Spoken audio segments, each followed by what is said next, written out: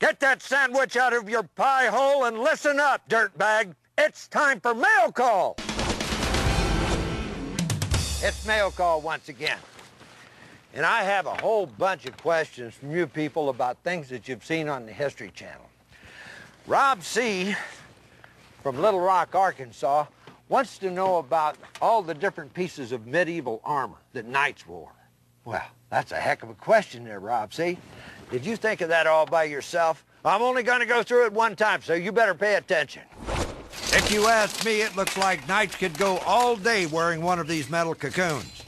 To learn about what makes up a suit of armor, I talked to Tim Pickles, our medieval weapons expert, and Cliff Bassett, sporting Gothic armor typical of the 1580s. Cliff told me that a full suit of armor can add up to as much as 70 pounds. Actually, that's really not much more than a combat Marine would be carrying in battle today. Exactly, but the thing that we have is that the weight is distributed through our whole body. Part of it's on our shoulders, part of it's on our hips. We're not as encumbered as you would be with all the weight on your back, like in a backpack. So we're able to do a lot, we're able to move a lot better. But it just seems to me like this looks awfully cumbersome. Well, it's not too bad because this is actually tailor-fitted. So it's made just like a very fitted set of clothes. And you really have to be able to fall off your horse and get up before you get trampled. So if they make it where you can't move, you're just not going to last very long in combat. And you're wearing leather underneath everything. Mm-hmm. So you don't get pinched by the hinges and places where the metal moves. That's the big drawback, you see, Lee. It's not the weight. It's the heat. You know, you've got all this padding to prevent you being hurt, and of course the metal that does the main protection, but it's the heat during the day that can really kill you. Okay, without further ado, let's get me suited up. I'm ready to go. Boy, is he in trouble, huh?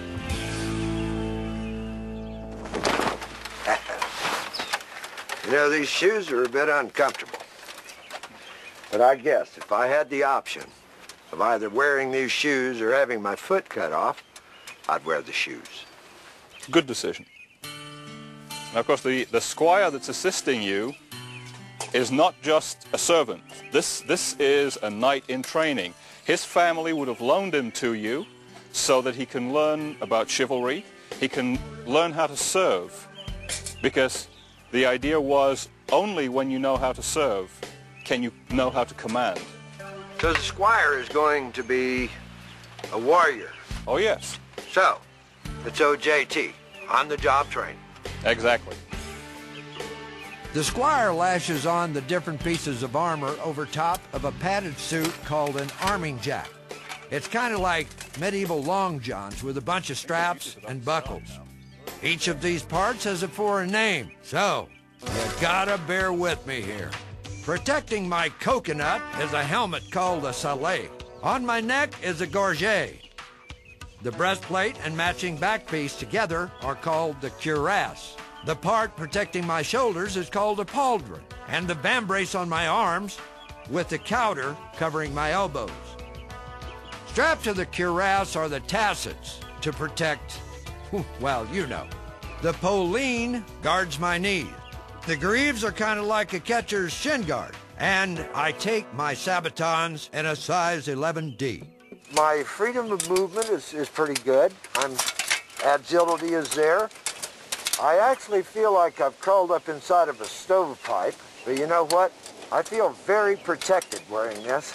Okay, who's going to be the first victim? That's all I've got to say. Would it be Cliff, the little guy? I guess so. Let's go out in the middle of the field so when you go down to be a little softer out there in the grass, I think. We could do that. Okay, let's rock and roll, Cliff. And now I'm ready for a little OJT. One of the best ways to get somebody when you're fighting in armor is to do a fake. You come in and bring the sword over here. Yes, exactly. It makes him bring his sword over here. Well, you don't meet blades, but he's expecting you to. You just let it slip here, just move it a little bit angle, bam, right in the head. So that's one of the tricks. Okay, Cliff. Are you ready for a little combat? I'm ready. Okay, what we'll do is when I say go, and we'll start fighting. Go!